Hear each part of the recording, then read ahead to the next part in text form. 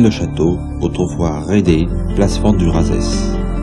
Rédé, dont l'origine est mystérieuse, apparaît vers le 5e siècle, lors de l'implantation des Visigoths.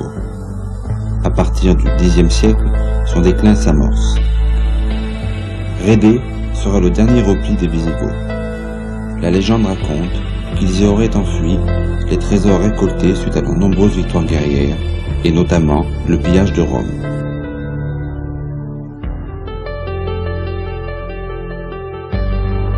Le 1er juin 1885, Béranger Saunière arrive à Rennes-le-Château. Il a 33 ans. Il fréquente l'abbé Boudet de Rennes-les-Bains et il se plonge dans les mystères et l'archéologie de leur région. Béranger Saunière découvre son église en piteux état, le château de Rennes qui a appartenu aux familles Voisin et d'Aupoul, ainsi que ce petit village de 300 habitants. Son revenu étant de 60 francs par mois, il entreprend la restauration de son église en empruntant l'argent à la mairie.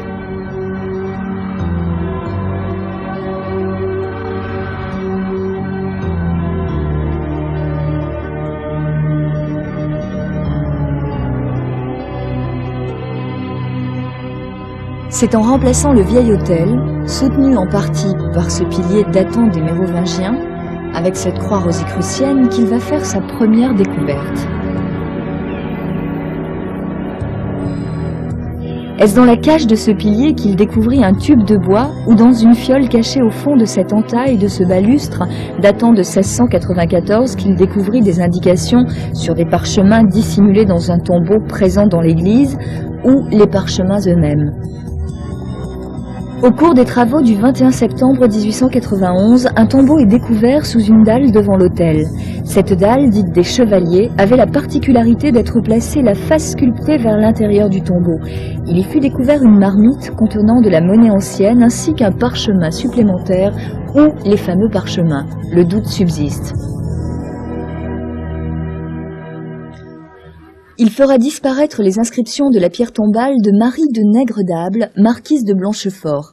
L'existence de sépultures de seigneurs dans l'église de Rennes-le-Château était précisée dans ce registre que l'abbé Saunière gardera précieusement jusqu'à sa mort. Aujourd'hui, malgré son mauvais état, cette partie en haut à gauche est toujours lisible. 1892. En secret, pendant la nuit, il fouillera et creusera avec Marie Desnarnaud dans l'église et le petit cimetière à la recherche d'une crypte cachée. 1896, il se lance dans des dépenses inexplicables, restaurera entièrement son église, aménagera le jardin du Calvaire. À l'entrée de l'église, cette phrase est gravée « Terrible est ce lieu ».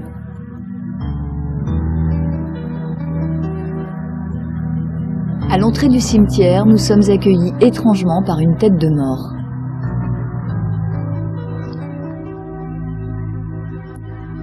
« 1898. Il achète sous le nom de Marie Desnarnaud les parcelles de terrain qui entourent le presbytère, fait raser les masures et commence d'importants travaux. Il semble disposer à ce moment de réserves financières importantes. Qu'a-t-il découvert ? 1900-1901. Construction de la villa Béthanie et des jardins. Villa de 3 étages avec une cuisine d'été au sous-sol et une cuisine d'hiver au rez-de-chaussée. 2 caves, une salle à manger, un salon, 8 chambres avec salle de bain. Le tout équipé style Louis XV, Napoléon III.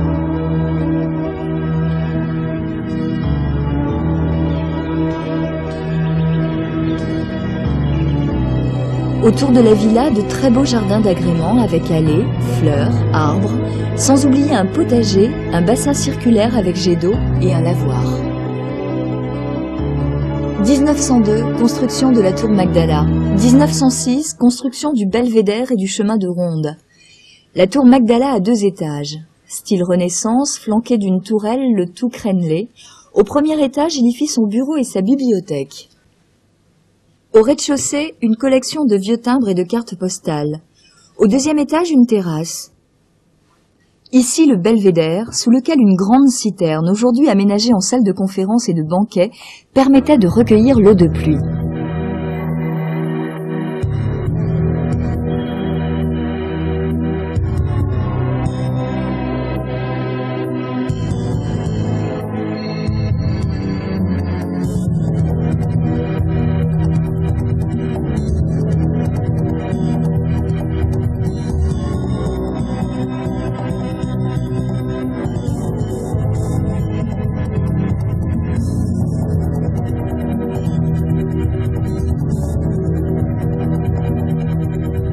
Pour accéder au belvédère, un escalier à double révolution entourant un bassin, le tout construit sur les anciennes fortifications. Il a découvert 2 trésors, le premier en présence de 3 de ces maçons dont les témoignages coïncident parfaitement, mais c'était de loin le moins important.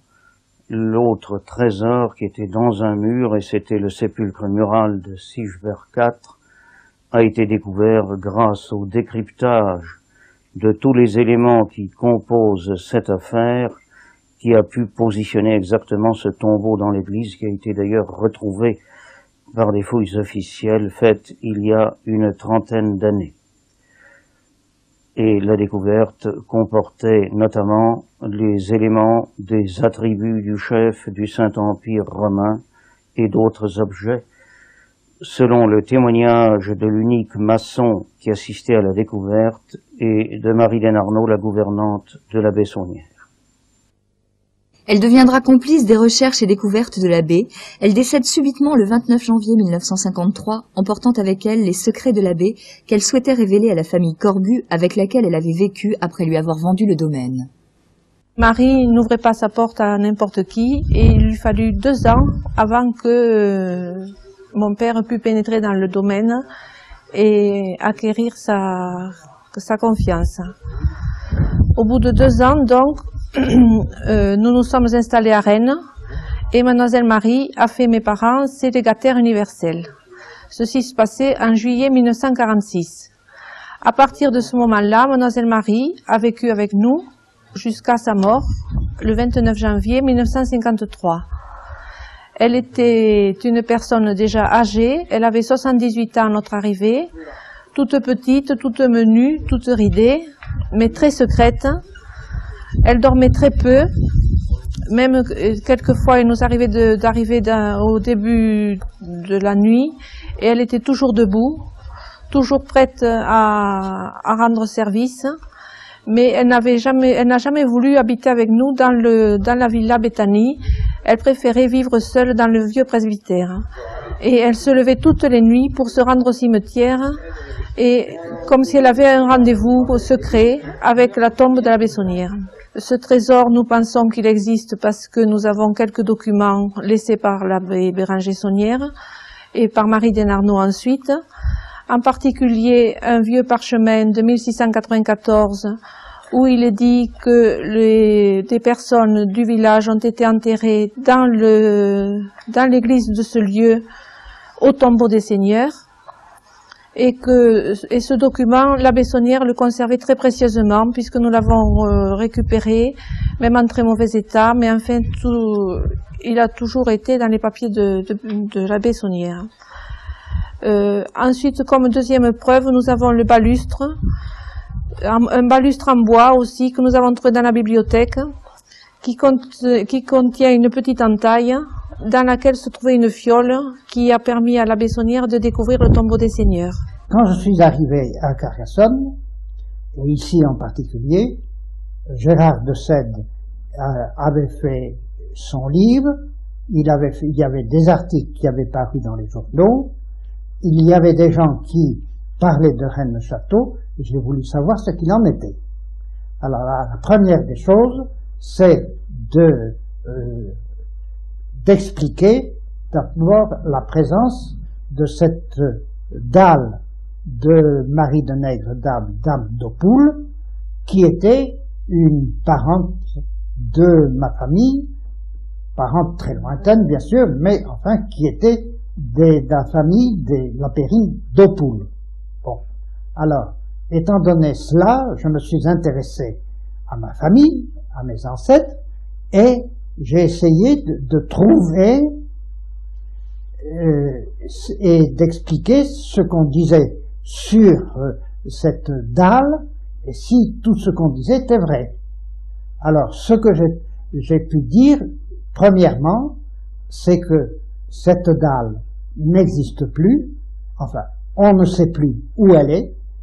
Moi, sans preuve, je dis que ça doit être, je dis bien, celle qu'on a mis sur le caveau sur la tombe de la Bessonnière, mais je n'en ai aucune preuve. Les travaux se terminent, mais commence la construction des meubles sur mesure pour la tour Magdala. Dans le jardin du Calvaire, l'abbé construit une grotte avec des pierres qu'il ramène du ruisseau des Couleurs en contrebas de Rennes-le-Château. Il construit aussi ce banc en pierre avec des inscriptions que nul à ce jour n'a pu déchiffrer. 1908, c'est le début des grandes réceptions. L'abbé n'habitera jamais la Villa Béthanie, mais restera dans son presbytère. Voici les lieux où se sont déroulés les faits. Le presbytère, situé face à la Villa Béthanie, avec une cour. Accès du presbytère au parc de la Villa. Derrière le presbytère et l'église, le cimetière.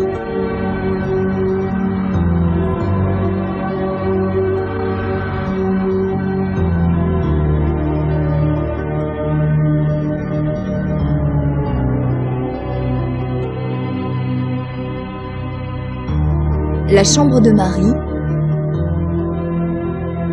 la chambre de l'abbé dans le presbytère. 1909, le nouvel évêque de Carcassonne lui demande de s'expliquer sur ses dépenses. Béranger Saunière ne lui donnant pas d'explication probante, l'évêque va le déplacer à Coustouge, à quelques kilomètres de Rennes. L'abbé Marty remplace Béranger Saunière à Rennes et se heurte à l'hostilité des villageois qui vont déserter l'église pour se rendre à l'office de Béranger Saunière dans la chapelle qu'il a aménagée dans la véranda de la Villa Béthanie.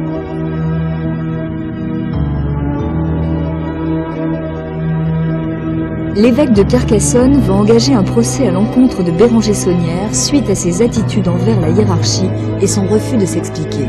On accusait l'abbé Saunière d'avoir dépensé l'argent à des dépenses somptueuses, comme par exemple la Villa Béthania et la tour Magdala.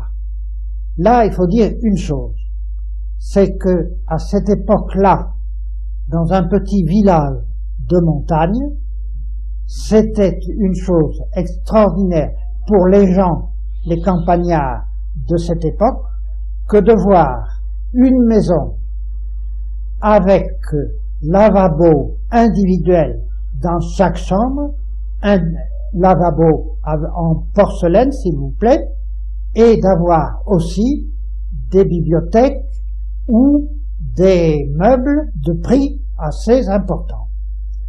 Alors là, on lui avait reproché justement donc les deux choses, détournement de fonds, dilapidation des fonds, d'avoir dépensé non pas à des dépenses, mais à des dépenses trop somptueuses. Il y a le mot dans les décrets du tribunal. Au deuxième procès, il avait eu un temps fixé pour faire appel. Il a laissé passer l'appel et il a, par conséquent, plus pu se faire juger et reprendre cette affaire-là. Il y a eu un troisième procès.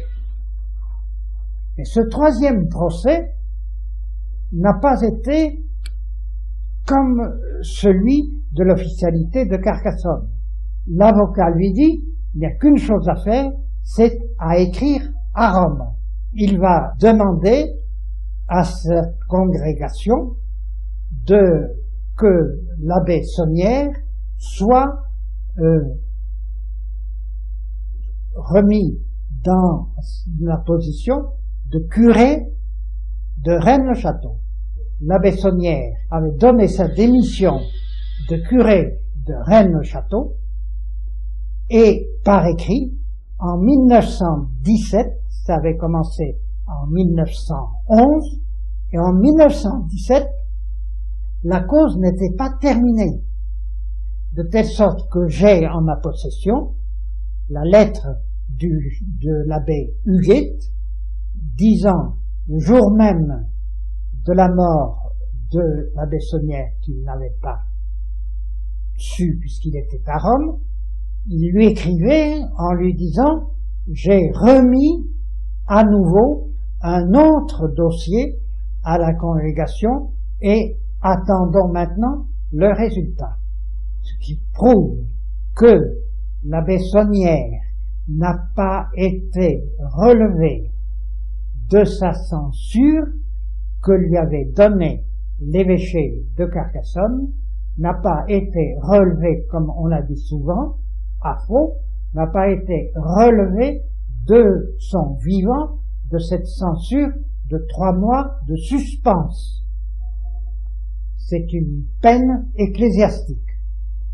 Et, par conséquent, il a fallu que l'abbé Saunière, quand il a été malade, quand il a eu son attaque, le curé d'Espéraza est monté et a pu l'entendre en confession et l'a relevé de la suspense, ce qui a permis à l'autorité ecclésiastique de lui donner une sépulture ecclésiastique et de l'enterrer d'une manière chrétienne dans le cimetière de Rennes-le-Château. Il est hors de doute que tout ce qu'il a réalisé ici l'a été grâce à 2 découvertes faites dans son église, et dont l'une était de loin la plus importante.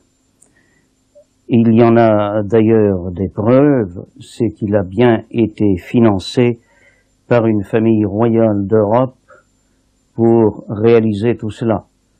On a retrouvé les traces de ses comptes en banque aussi bien en France qu'en Hongrie. Il faut dire que l'histoire est extrêmement complexe et qu'il faut les éléments de transition d'un événement à l'autre.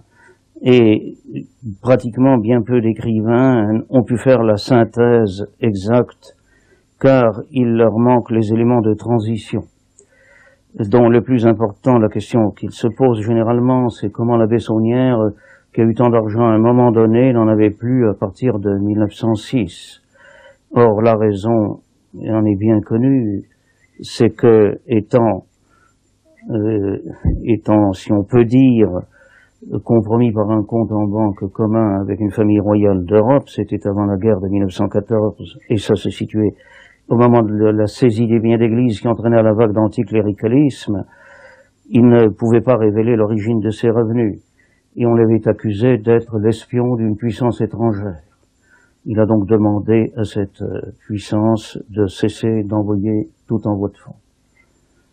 Voilà donc une première théorie. On a émis l'idée du trafic de messes, même les détracteurs de l'abbé Saunière qui se sont efforcés de démontrer qu'il y avait trafic de messes n'ont atteint qu'un chiffre de messes dérisoire, environ 10 000, ce qui représente à peu près le 5% des dépenses qu'il a engagées ici, sans tenir compte du fait qu'il a financé la construction de 2 écoles libres, et qu'il a fait don de 1 million de francs or de l'époque en plus pour les missions dominicaines d'Afrique. Pour ma part, je pense qu'il y a au moins 2 bonnes raisons deux bonnes raisons très simples pour qu'il y ait encore quelque chose à Rennes. C'est que, premièrement, l'abbé Saunière a eu dans son entourage des personnages très importants et on ne peut absolument pas penser que c'est un petit curé de village qui aurait pu les attirer.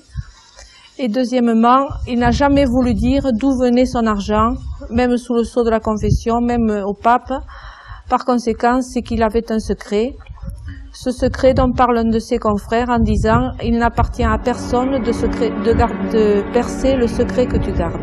Dans un des parchemins, on y trouve 3 lettres en haut et 5 en bas, qui réunies forment Rex Mundi, terme identifiable par les familiers de la pensée cathare. Les cathares seraient-ils concernés par la légende de Rennes-le-Château? Les cathares passaient pour être en possession d'un fabuleux trésor et entretenaient de très bonnes relations avec les templiers de la région. Le trésor des cathares, composé de dons de toute nature et d'après la légende du Saint Graal, ainsi d'une richesse non matérielle mais d'essence mystique. L'ascension pour accéder au château de Montségur est pénible et périlleuse. Il restera le dernier bastion cathare devant les croisés de l'armée française qui assiégera Montségur dès le printemps 1243. En janvier 1244, 2 personnes quittent le château, emportant avec eux la majeure partie d'un trésor. Le 1er mars, après 2 semaines de trêve et de réflexion, les cathares préfèrent le martyre à l'abjuration. Les conditions de la reddition étaient soit le reniement de la religion cathare, soit le bûcher. 200 prêtres cathares seront brûlés vifs le 15 mars 1244, le bûcher étant installé près du château, dont l'endroit exact reste aujourd'hui non défini. 4 hommes s'échappèrent durant la nuit du 16 mars par des cordes suspendues façade occidentale du pic. Qu'emportent-ils avec eux? Une information? Un manuscrit? Une relique? Un objet saint? La région est riche en châteaux. Le trésor de Montségur, ainsi que la chose emportée la nuit du 16 mars, ont été cachés dans un autre château ou dans une grotte.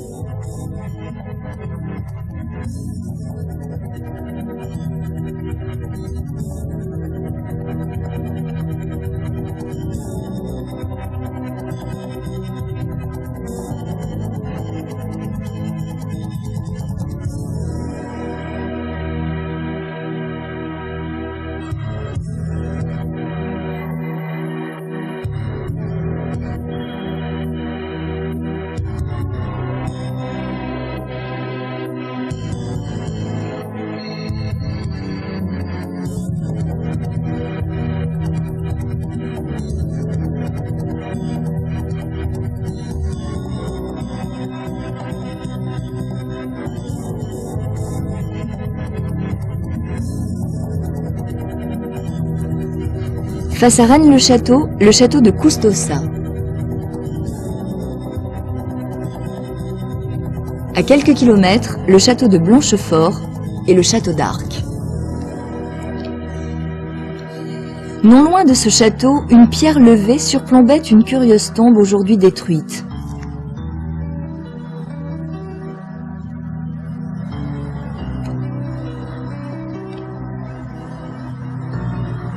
Sont visibles à l'arrière-plan le village de Rennes-le-Château et le château de Blanchefort.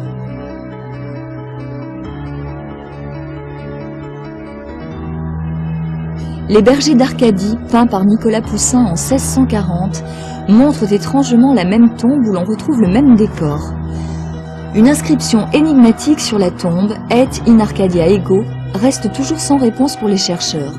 Certains, en effectuant un exercice de langue latine, sont arrivés à cette traduction.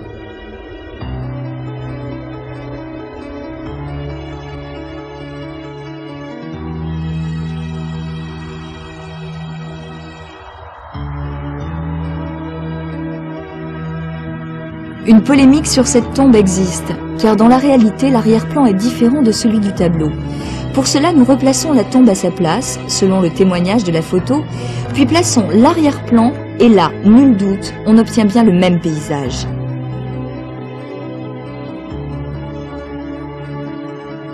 Une question subsiste. Comment Poussin a-t-il pu peindre cette toile alors que certains historiens affirment qu'il n'est jamais venu dans la région? Nous pencherons donc pour la théorie selon laquelle il serait bien venu à Rennes-le-Château. Les habitants ont porté à notre attention la montagne de Bugarache, soi-disant reproduction du mont Sinaï, quoique plus haute de 250 mètres. Là aussi, nous avons fait une comparaison qui semble étrangement exacte. De l'étude de l'inscription de la pierre tombale de Marie-Nègre d'Able de Blanchefort, inscription relevée avant que la Bessonnière ne l'ait effacée, il en ressort que les mots Sigis sont écrits CT-GIT, un T remplaçant le I, la dernière lettre de Noble est un E minuscule et non un E majuscule, le M de Marie a été détaché des autres lettres qui forment le mot, le dernier E de Nègre est plus petit que les autres lettres. De plus, le mot qui s'écrit Négri est mal orthographié. Un E majuscule de petite taille remplace un I. On lira d'Able et non d'Arles. À la 4e ligne, la dernière lettre est encore un E majuscule de petite taille. À la 7e ligne, le P de SPT omis a été rajouté plus bas dans un caractère plus petit. Dans les chiffres romains de la date 1781, un O remplace un C. Ainsi ont été mis en évidence 4 lettres de grande taille, T, M, R, O, et 4 de petite taille, E, E, E, P. L'expression requiescat in pace a été coupée au mauvais endroit, faisant apparaître le mot catin sur la pierre tombale d'une noble dame.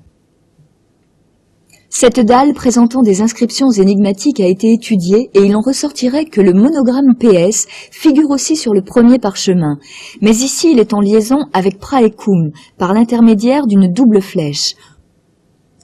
Au centre, les mots latins sont la seule partie facilement traduisible. Regis signifierait tu règnes ou du roi. Redis, tu rends, ou Redis, ancien nom de Rennes-le-Château. Prae signifierait avant ou devant, cum, avec. Pour la colonne de gauche et de droite, certains chercheurs sont partis sur la base que ces expressions sont la transcription en alphabet grec du latin. Les E, T, I, N, A sont communs aux deux alphabets. Le P en grec, c'est le R en latin, le X, le K, delta, le D, oméga, le O. L'on obtient et in Arcadia ego. On peut aussi dire et in arc, ce qui signifie et à arc. Le PS avec une boucle commençant devant le P et finissant devant le S peut signifier de prendre en considération les lettres précédentes, soit le O et le R, ce qui donne or, Célis, c'est magasin, cellier, entrepôt, Archis, forteresse, citadelle. L'idée générale de ce texte serait hors d'un roi dans une pièce d'une citadelle à Rennes et à Arques. Le premier parchemin présente lui aussi un codage. Certaines lettres sont surélevées par rapport aux autres. On remarquera en bas à droite, à nouveau, les lettres PS avec une boucle. Les lettres S, T, O, N. L'étude du texte montre qu'à plusieurs reprises, un T remplace un I. Dans ce cas, on trouve le mot « sion ».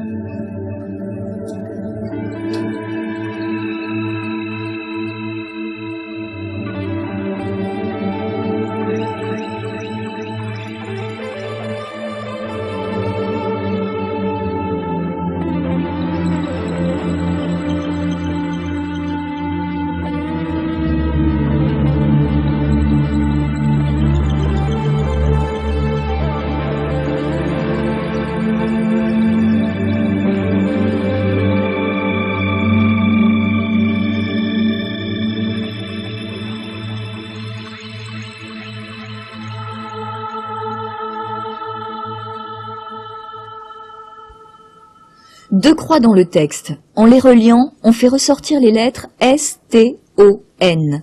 L'étude du texte montre qu'à plusieurs reprises, un T remplace un I. Dans ce cas, on trouve le mot « sion ». En étudiant ligne par ligne les lettres surélevées, on obtient une phrase qui peut avoir deux significations. À Dagobert II et à Sion est ce trésor, et il est là, mort. Ou à Dagobert II et à Sion est ce trésor, et il est la mort.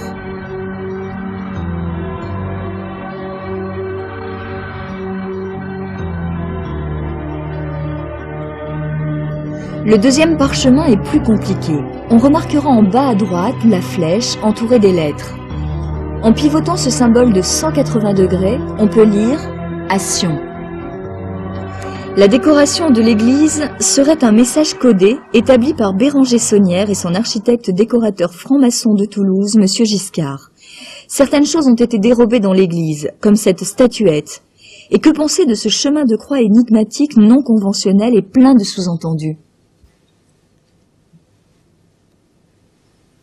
À l'entrée de l'église, ce diable, supportant le bénitier, surplombé par 4 anges rappelant les frères zélés, représente Asmodée, le gardien du trésor disparu de Salomon. Revenons à cette fameuse pierre tombale. Certains chercheurs se demandent pourquoi le T de Opoul a-t-il été supprimé. L'abbé de Mons détiendrait-il la réponse? Ce que je sais, c'est que l'épitaphe, telle qu'elle a été reproduite dans le bulletin de la Société des études scientifiques de l'Aude, est très exacte. Pourquoi? Parce que le mot de d'Opoul s'écrit H-A-U-P-O-U-L sans T après A-U. Les autres d'Opoul, ma branche à moi par exemple, s'écrit H-A-U-T-P-O-U-L.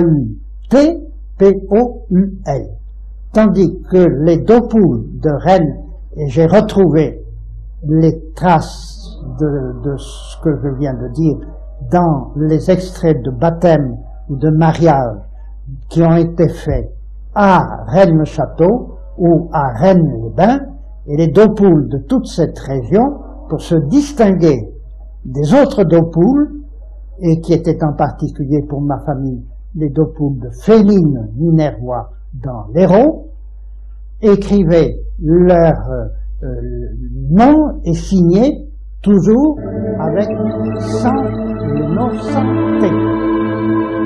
Du deuxième parchemin, un texte très énigmatique a été décodé, mais sa signification reste sans réponse.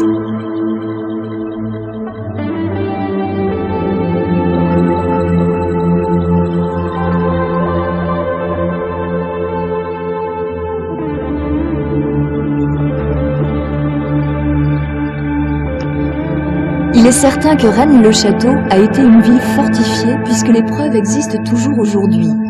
Tours, murs,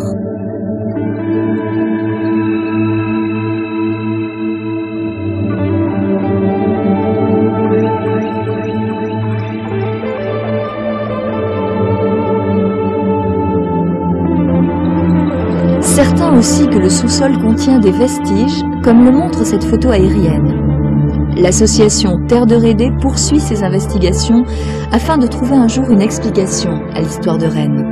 Nous avons également notre objectif, c'est-à-dire la recherche sur le passé de Rennes avant tout, de Rédé, d'où le titre Association Terre de Rédé.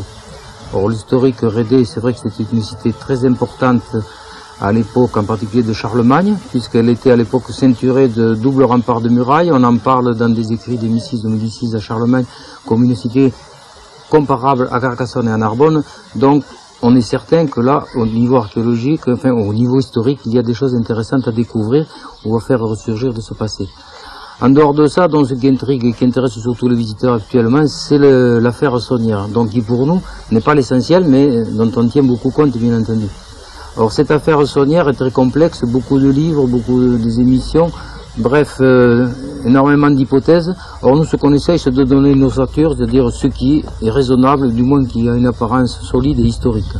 Or on peut dire, en résumé très vite, que l'abbé Saunière a fait effectivement, et ça c'est sûr, des trouvailles ici, en particulier au niveau de documents, et également au niveau trésoraire. La difficulté, c'est que nous ne pouvons pas actuellement récupérer ces documents, on ne sait pas où ils sont, même si nous avons donc la certitude qu'ils ont été trouvés. Quant à ce secret dont il est souvent question, secret que garderait l'abbé Saunière, c'est vrai qu'il y en a quelques éléments visibles au musée, puisqu'il y a des lettres où il parle bien de ce secret qu'il garde, mais également on a un élément assez nouveau, à savoir qu'un document trouvé dans ses affaires, dans ses papiers, plus précisément dans un de ses livres, bon, qui date lui, ce document de 1747, fait mention à l'époque d'une crypte qui est fermée donc par l'abbé Bigoud, curé de Rennes à l'époque, qui se trouve sous le maître-autel d'une église et qui contient des tombeaux des seigneurs des temps inconnus, donc vous voyez une notion très lointaine et intéressante d'ailleurs. Il y a également des documents, puisqu'il est question de coffres avec des parchemins et des grimoires, et surtout il est dit que tout ceci demeurera secret et ignoré des habitants du lieu. Donc apparemment un secret qui s'est caché là, à l'époque, que l'abbé Saunière lui a fait ressurgir pour son propre compte, mais qu'il n'a pas diffusé comme actuellement c'est le cas, c'est-à-dire que l'histoire de Rennes est bien connue, mais qu'il a communiqué certainement quelques éléments à des personnalités choisies, puisqu'on voit affluer ici, à l'époque de l'abbé Saunière, et c'est ce qui intrigue également, donc, des hommes politiques, et puis beaucoup de membres de la noblesse. Parmi les plus connus, donc, des membres de la famille des Habsbourg, dont la comtesse de Chambord, qui, elle, n'est pas venue ici, certes du temps de l'abbé Saunière, puisqu'elle est décédée en 1886, mais qui, ça c'est sûr, lui a fait des dons importants, en particulier un don au départ de 3000 francs or, donc pour lui permettre probablement d'entreprendre ses travaux dans cette église Sainte-Marie-Madeleine, donc qui lui a livré à lui, abbé Saunière, une partie de ses secrets. Bon, reste que pour nous, notre projet, c'est d'essayer donc de comprendre un peu ce que l'abbé Saunière a pu trouver sous cette église en particulier, d'où un objectif avoué d'ailleurs, même si les fouilles sont interdites ici, et c'est normal, nous on souhaiterait évidemment pouvoir organiser des fouilles très officielles afin de vérifier ce que l'abbé Saunière a pu trouver, enfin ce qui reste de ce que l'abbé Saunière a pu trouver dans le sous-sol en particulier de l'église Sainte-Marie-Madeleine, puisqu'on sait que là il va y chercher environ 5 ans. Donc s'il a cherché aussi longtemps, c'est qu'il y a eu quelque chose qui a retenu sa attention, qui n'est pas évident au premier abord. Alors vous avez vu, ou vous allez le voir tout à l'heure, on va vous montrer un document qui indique bien que les tombeaux des seigneurs y sont dans cette église. Pourquoi l'abbé les a cachés? Pourquoi peut-être autant de mystères? Je pense que ce serait intéressant pour nous de le connaître et d'en faire profiter tout le monde, donc, en précisant bien que ce n'est pas une recherche du trésor, parce qu'on pense que l'abbé Seigneur, lui, l'a déjà pris, il aurait de l'or à prendre, mais ce serait autre chose, ce serait un trésor beaucoup plus spirituel, une connaissance de quelque chose et des faits qui se sont passés ici.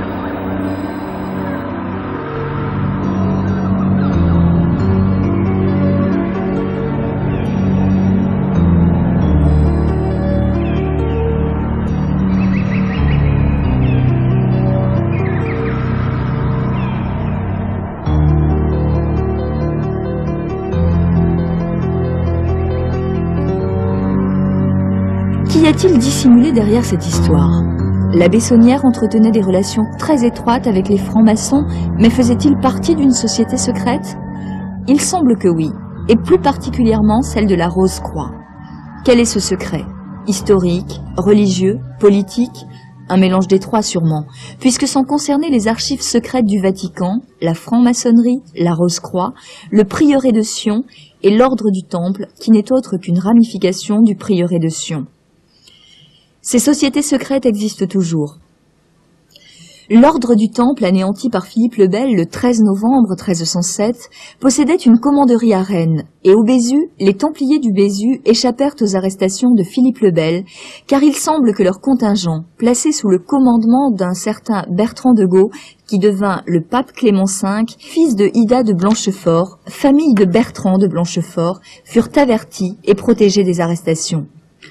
Les Templiers du Bézu passaient pour garder une importante réserve d'or. S'agirait-il du secret et trésor des Cathares, du trésor du roi Salomon, des archives et trésors de l'ordre du Temple? Béranger Saunière a découvert des manuscrits d'une extrême importance. Sa richesse est-elle aussi liée à ces manuscrits? Nul ne peut le dire. Le secret est bien gardé par certaines personnes appartenant aux sociétés secrètes, lesquelles embrouillent les recherches à coups de parutions d'auteurs n'existant pas et d'éditeurs bidons à de fausses adresses. Certains ne voient là que supercherie et affaires commerciales. Mais on ne peut nier qu'un petit curé de village a dépensé 23 79 455 francs actuels en 22 années. Malgré tout ce qui a été dit, le mystère subsiste.